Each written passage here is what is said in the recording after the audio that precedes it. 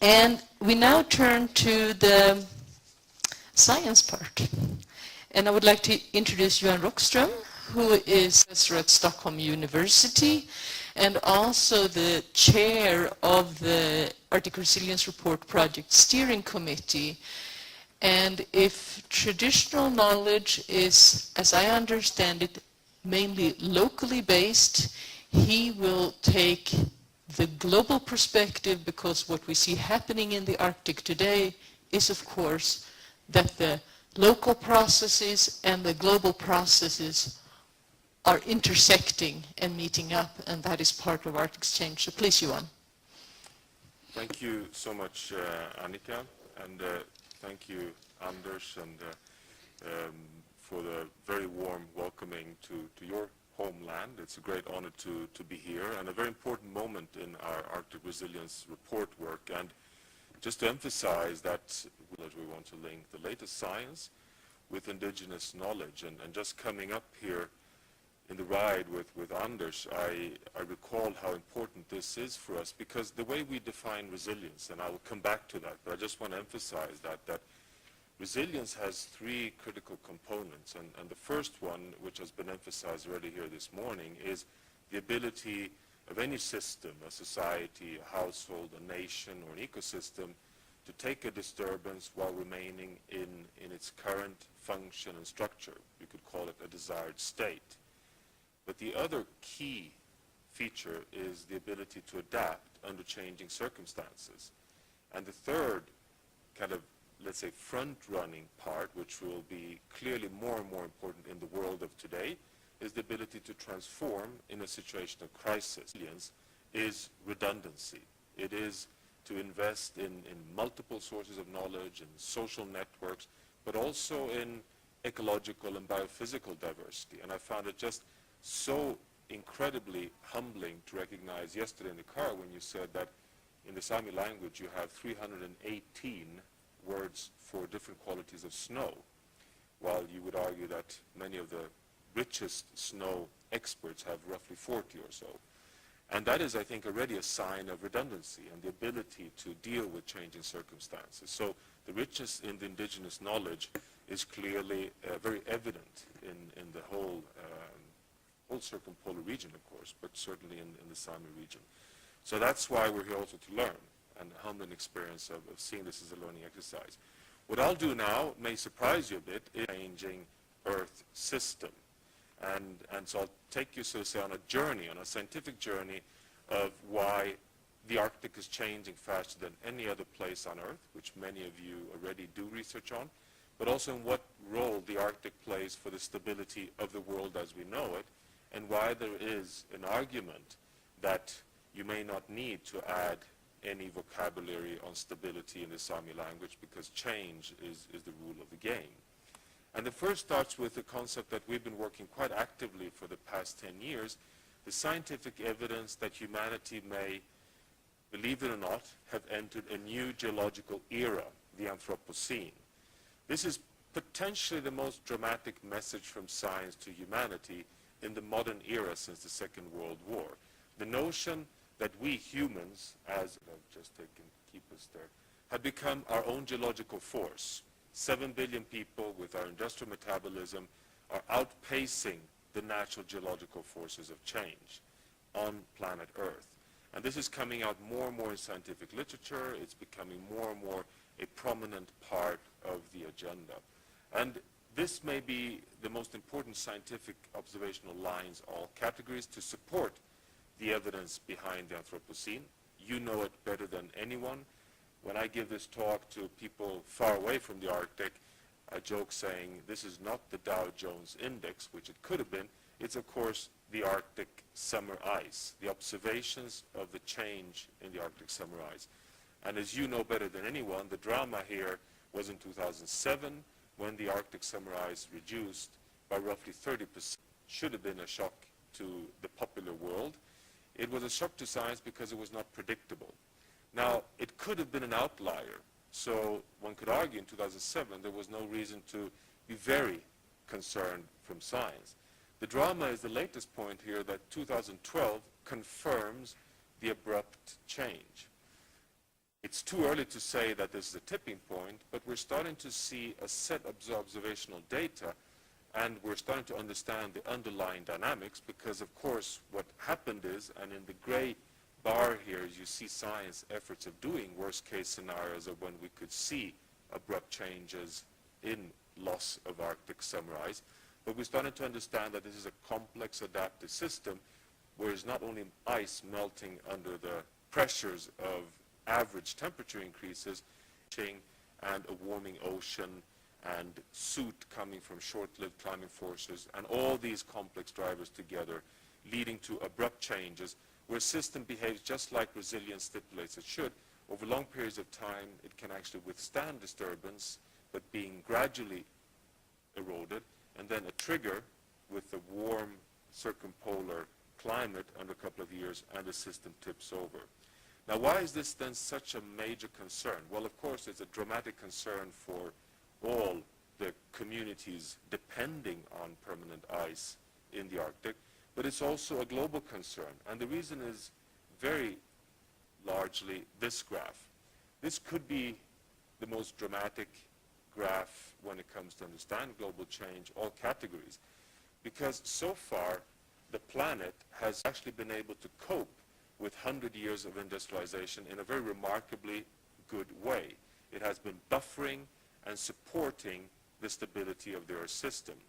It has done so through many mechanisms, but the most important one, all categories, is reflectivity of incoming solar radiation on white permanent ice surfaces, the albedo of the planet. We know now that the planet roughly has 3 stable states, and that's a feature of resilience, to look at what are the multiple stable states, the equilibria a social and ecological system can be in. Now, one equilibrium is the state that we've been benefiting for now 12,000 years, namely to have 2 permanent ice sheets in the polar caps, keeping a stability because we're not getting exaggerated solar radiation into the planetary system.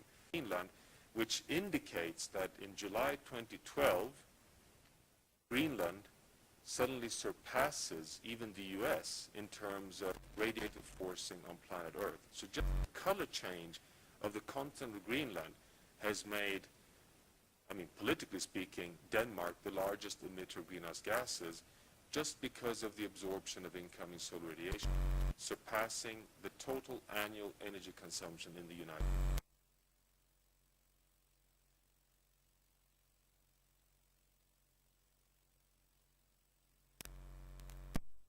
Being a foe in terms of dramatic change.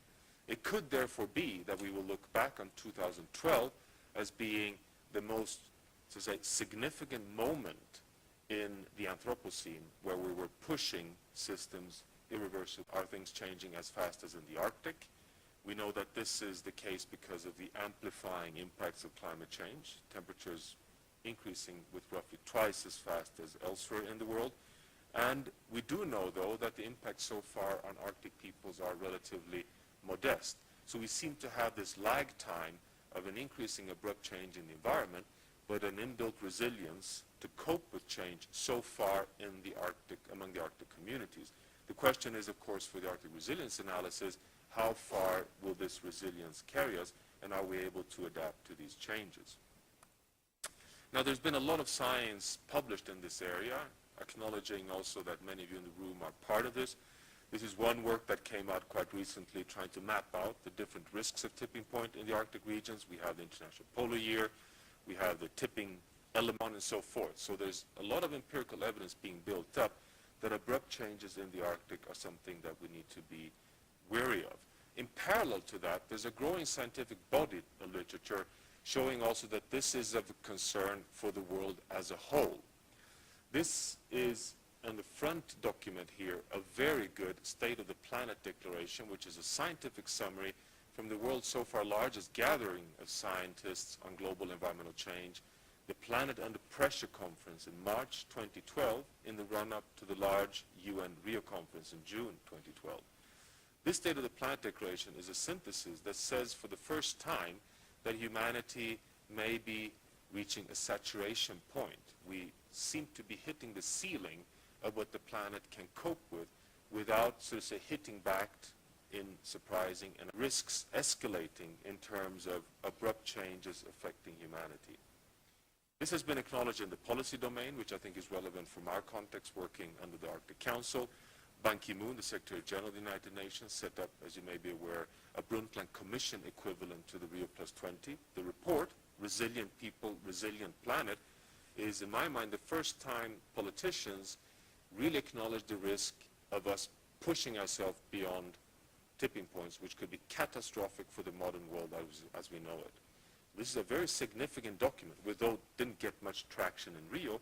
But what happened is that there's a follow-up work from Rio, as you may be aware, to look at, do we now need to define global sustainable goals to assure that we're not pushing systems across tipping points? And again, there's no, to say, social place. This is the harbinger in the world. This is the red flag in planet Earth, because changes are occurring faster here than anywhere else. Even the business community is starting to see these risks. This is the way the economists or the business community often portray turbulence and nonlinear changes. This is the Lehman Brothers suck into the vortex of the financial crisis in 2008. So we normally portray abrupt change in social terms. But in 2011, even the economists welcomed humanity to the Anthropocene. Now this is a very significant sea change. We're starting to see the large businesses in the world being really, really concerned about the future. And I think the bottom line here is essentially that their view is that there's no business if we don't have any clients, so we need to protect our markets, that something is happening in the world. The Economist also, you may be aware that The Economist is a British weekly, and it had this wonderful British understatement citation, which I think reflects very well how science is feeling today, that when reality is changing faster than theory stipulates it should, a certain degree of nervousness is a reasonable response. And this, I think, applies very well on the Arctic. This is the place on Earth where change is happening faster than theory stipulates it should, and that we now need to be also addressing the need for precaution. We have a... Yeah, I realize that I need to slow down a bit for translation purposes, perhaps for your purpose as well. So I'll do that. Now, I just want to reassure you that the whole around risks of abrupt change are increasingly properly documented in the most prestigious scientific journals. This is a beautiful synthesis in Science, which I really recommend to you, which is showing the empirical evidence of the Anthropocene. You see the emptying of the world's ocean fishery resources by 80%. You see the abrupt, rapid acidification of oceans due to uptake of carbon dioxide. You may be aware that the Arctic Ocean is already corrosive to key calcium carbonate, which is the building block for all marine life, which gets broken up due to acidification. And you see the hockey sticks of population growth and carbon dioxide emissions. The evidence is overwhelming. I'll just run through to you the Industrial Revolution until today. This is the type of hockey stick which we always learn about and that we only talk about, which is the greenhouse gas emission change. This is the sister, temperature rise. Temperature rise on the planet has increased by 0.8 degrees Celsius on average, over 2 degrees in the Arctic region. But look at any parameter that matters for human well-being and resilience, it looks the same. And I'll just run through a couple of them for you. This is nitrous oxide from industrial processes and agriculture. This is methane release, also from industry, agriculture, draining of wetlands. Stratospheric ozone depletion, which has a strong coupling to Arctic.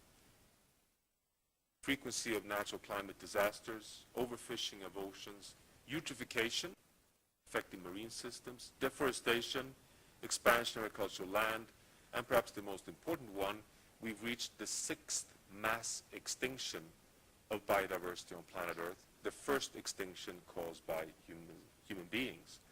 So this is how it looks like. And you don't need to read the graphs. You just need to look at the pattern of the curves to see that what we have here is a simultaneous exponential growth of human pressure And the interesting thing is that the curve bends in the mid-1950s. So up until 10 years after the Second World War, we were 3 billion people. We had, in fact, on aggregate, very little influence on the planet as a whole. But 1955, we put in high gear, and off we go in what has now been enterprise, the great acceleration of the human enterprise. And off we go in this empirically based journey of pressures from biodiversity to climate. So this is the evidence behind the Anthropocene. Now the world was warned already here. This is Rachel Carson's seminal book, Silent Spring, in 1962. This is the Limits to Growth report in 1972. They were shot down, as you know, by conventional economists and policymakers. Now look at this curve, and you could argue that perhaps they could be excused. They had so little empirical evidence to build on, and nobody was to say where the curve was heading. But now we're up here. And still we're having arguments with climate skeptics, and nobody can agree on climate, on the challenges we're facing. But I would argue we're the first generation to know that we're risking the entire stability of the Earth system to support the world as we know it, based on empirical observation, not on theory or models or hypotheses, on empirical observations. And we're increasingly aware that we need to bend these curves very quickly because we risk tipping points in the future. So this is indeed a very new situation for humanity. And that's why we draw the conclusion that resilience really matters, because the resilience challenge is about recognizing that change is something that we always need to deal with, but we need to turn the crisis of the risks we're facing into an opportunity for transformative change into a desired future as a feature of our ability to meet change. Now I'll just say 2-3 words of how we define resilience and then come to a closure on some of the examples of how these tipping points play out. We've done a lot of research in regions that have gone through crisis. Some of these regions are, for example, in even the northern parts of Sweden, where large tracts of social, urban ecosystems have gone through major degradation. And when you find that features of social networks, knowledge, trust, but also innovation play important role in finding new trajectories to deal with change. We find more and more evidence that major shocks in systems, everything from the Hurricane Reef, can be turned into positive, transformative trajectories if, again, new knowledge systems are combined from indigenous knowledge and science to deal with crisis. We often illustrate or try to diagnose the need for resilience thinking in terms of identifying risks of tipping points. And we do this often illustrating it through this cup and bowl diagram, where a system, it could be a household, an ecosystem, is the ball. And the depth of the cup is a measure of resilience, which often can be measured even mathematically. The ability of a system to deal with a shock while still remaining in its equilibrium, in its current state. Now what we're finding, the global network of institutions doing research on resilience, that we have a large database now of cases in the world where we see exactly this happening, where systems sit very nicely in a desired state, but then over long periods of time, we manage these systems. They deliver human well-being, they deliver profit and economic growth, but they gradually lose resilience. So they become gradually and slowly less and less resilient, but they appear to be healthy. So they do, so to say, lull us, or they do kind of cheat us a bit by giving the impression that they are in a good state. But in fact, they're losing much of their diversity particularly, so they get more vulnerable to a disease, access to grazing grass for reindeer herding systems in the Arctic. And suddenly a shock can push the system over a threshold. And what makes it a state change is if a new feedback, a new process takes over to reinforce a new undesired state.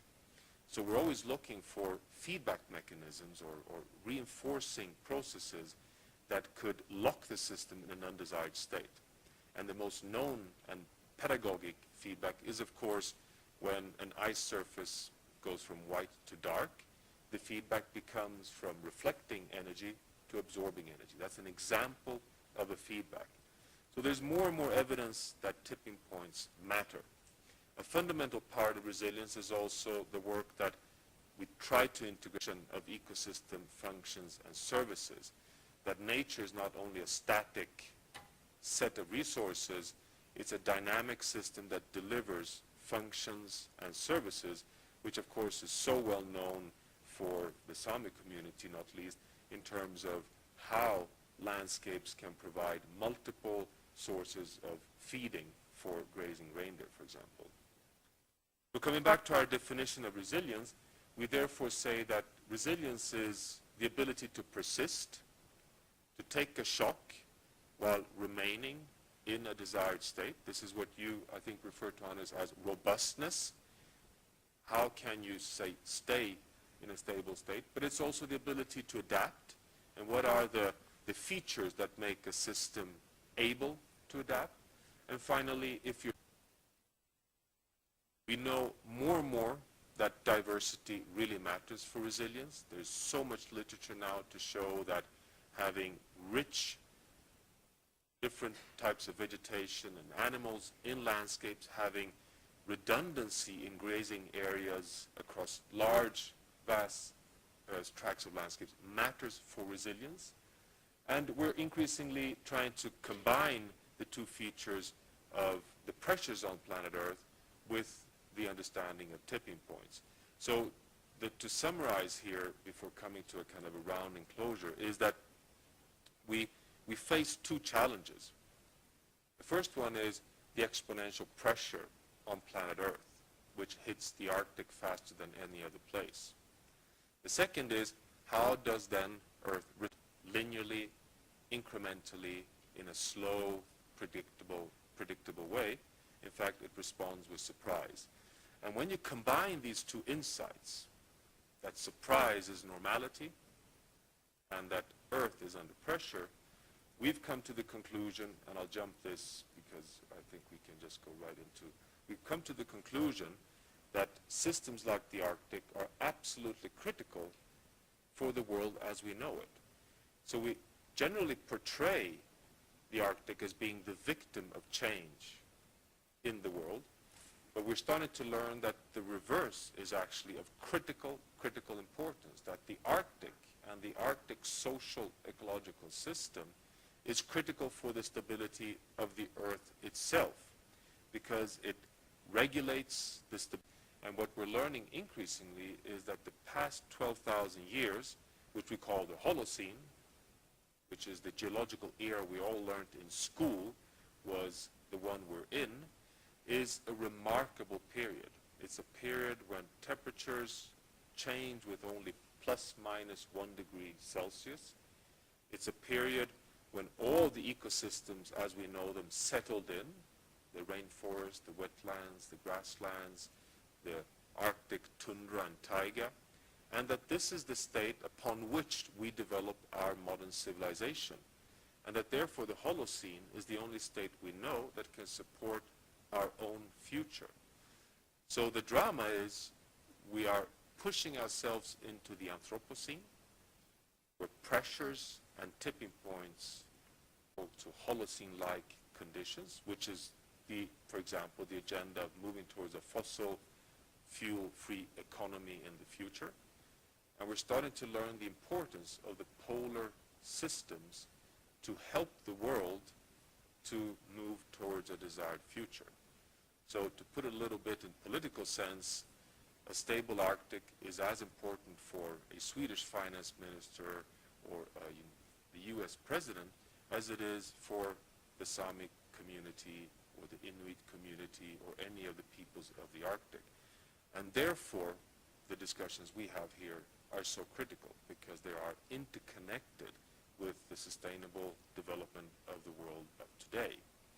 And just to close, to say that the topic of our workshop here, to combine or link risks, which is largely what I've been focusing on, but it's really central to understand how can we move towards stewardship, which not only can deliver prosperity, but also can deliver strong, resilient, and sustainable communities in the future. And there's so much knowledge in this room, which I'm sure over the coming days will be critical to add value to the Arctic Resilience Report, in also identifying how do we build resilience? How do we, in a changing world, also develop communities that can not only be robust, but be very adaptive and innovative in a transformative sense. So there's this dual challenge of being, so to say, part of the global agenda, but also being part of building bottom-up strong communities at the local social, perhaps for the interpreters, but I'm sure we got at least the essence of this. Thank you very much.